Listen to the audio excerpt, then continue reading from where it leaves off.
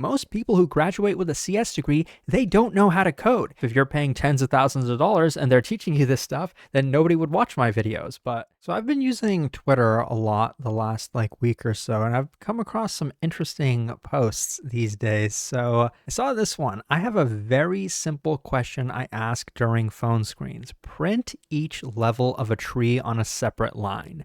90% of CS grads just can't do it. Someone should investigate these universities. And to be completely honest, this is not shocking to me. I don't know about you guys. Maybe some of you who are watching my videos every day grinding hundreds of LeetCode problems are thinking that can't be possible. But it is, because I myself probably would not have been able to do it either. And that's kind of what I tweeted, because, my college, it really didn't teach any of this stuff. Somebody asked that, what school did you go to? They don't teach this. And mine honestly didn't. We learned about these things conceptually, breadth first search, just like basic data structure stuff. But I literally was not required to ever implement the code for that. All I think I ever implemented in terms of trees was a basic tree traversal, in order, pre-order, that kind of stuff. Never implemented inserting a node into a tree, at least like a balanced tree, or deleting a node or anything like that. And I guess it's a really small world, because somebody replied saying that they go to the exact same college that I went to, which is Washington State University. Not like a super prestigious college or anything, but it is, I think, decently ranked for computer science, ranked 86 or something like that. Yeah, 86 for computer science in the United States. So not like a horrible school, and they just didn't teach it. They still don't teach it, according to this guy. And I guess I shouldn't be complaining. I mean, that's probably the reason people watch my videos. If colleges were teaching this stuff, if you're paying tens of thousands of dollars and they're teaching you this stuff, then nobody would watch my videos. But unfortunately, that's not the case. And this is only the first level. I'm going to show you the second level, because breadth first search is one thing, but most people, and I'm convinced this is true, most people who graduate with a CS degree, they don't know how to code. And look at this guy. He has some interesting credentials. He's a researcher at OpenAI, previously at DeepMind. I don't know what college he went to, but he claims, I was the only PhD student who gave a coding interview to master's students, masters, I'm guessing of computer science, applying for their thesis or student researcher jobs. I guess in academia, you can kind of just get by just doing the minimal amount and just kind of checking the boxes. And that makes sense. A lot of people cheat and whatnot. But how do you get that far and not be able to pass a very easy interview? So let me just read the rest of this. Mind you, they were final year students, and same statistics, 70% of people failed the interview. And the twist is, he didn't ask breadth first search. He asked Fizzbuzz, a trivial problem. I don't care which discipline of software engineering or, what kind of programming you do, you gotta be able to implement Fizzbuzz. All it is a loop, a few if statements, and that's pretty much it. If you don't know how to do it, I'm not trying to make you feel bad, but that's a problem. I'll show you the code for it right here. It's a LeetCode problem. It's a LeetCode Easy problem. And this is a variation of Fizzbuzz, where you don't actually print the string, but you just append it to a list, and then you return that list. And this is the very trivial way of writing it. Just have 4 if statements, brute force it. Does this look that complicated to you? If it does, that's a problem. You don't have to feel bad about it, but you gotta address it in some way. You can't blame the world for all these problems. Maybe in your university, they didn't tell you that you're supposed to study these kinds of things, that this was gonna come up in interviews.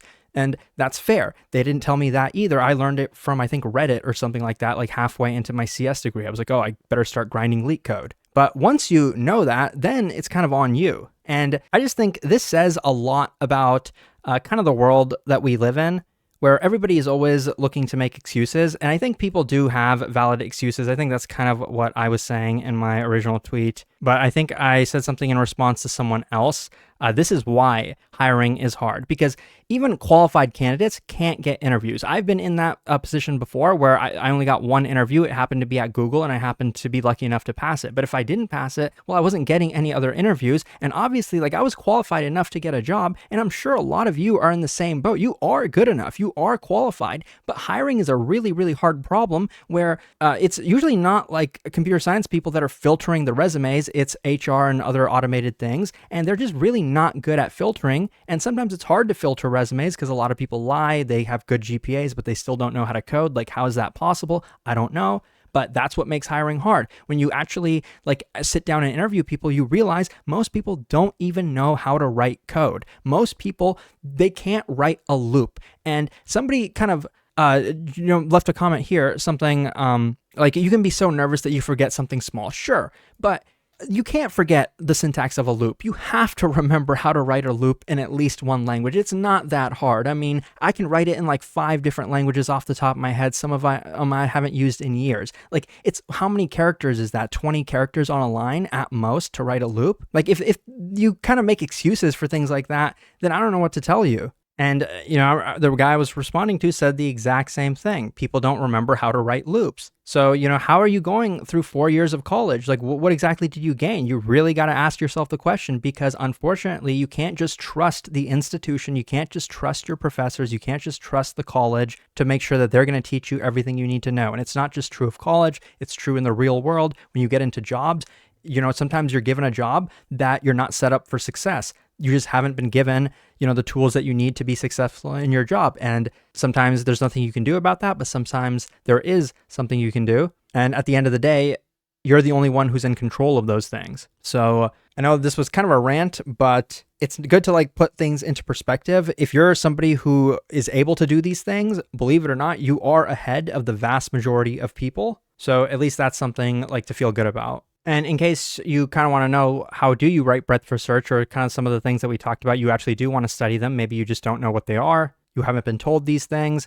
I have a pretty decent site. It's called LeetCode.io. This is like a little thing I made the other day. This is free. It's like a little crash course on complexity analysis. But more specifically, you're probably going to be interested on this page where you can start practicing relatively easy questions to build up your data structures and algorithm skills, things like concatenating 2 arrays. You should probably be able to do that as a computer science graduate. If you can't, though, that's why this is here. You can practice it.